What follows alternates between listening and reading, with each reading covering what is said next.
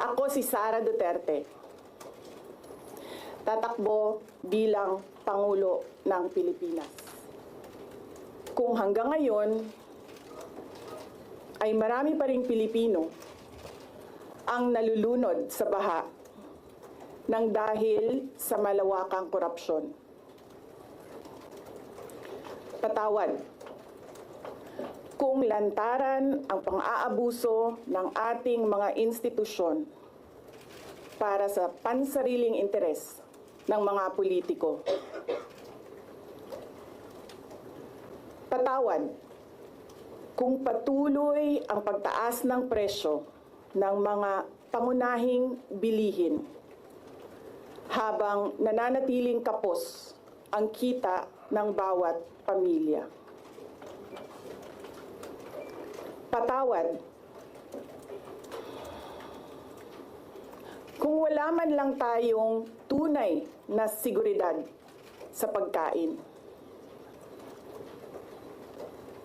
Patawad kung may nagkakasakit at binabawian bigla ng buhay dahil sa kakulangan ng maayos at epektibong healthcare system. Hindi ako kailanman natakot sa pagsira nila sa pangalan ko. Ngunit, may takot ako para sa ating mga anak. May takot ako para sa susunod na henerasyon.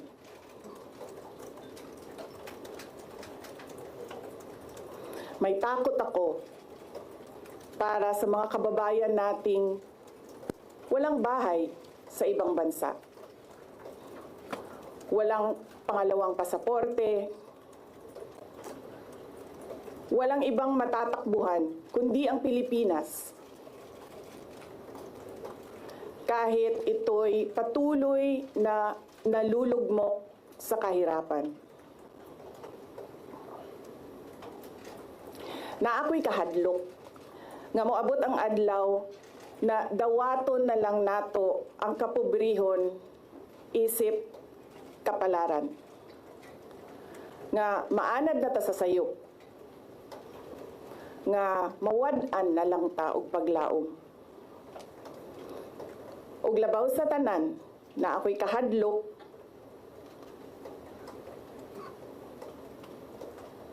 nga moabot ang adlaw nga wala na tay Pilipinas nga ikahatag sa atong mga anak.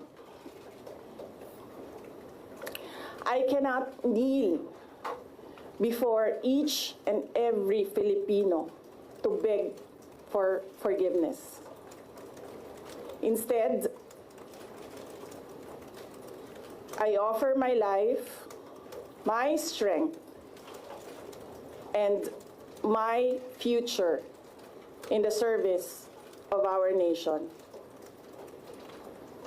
Mga kababayan, ibalik natin ang tapang at malasakit para sa Diyos, sa bayan, at para sa bawat pamilyang Pilipino.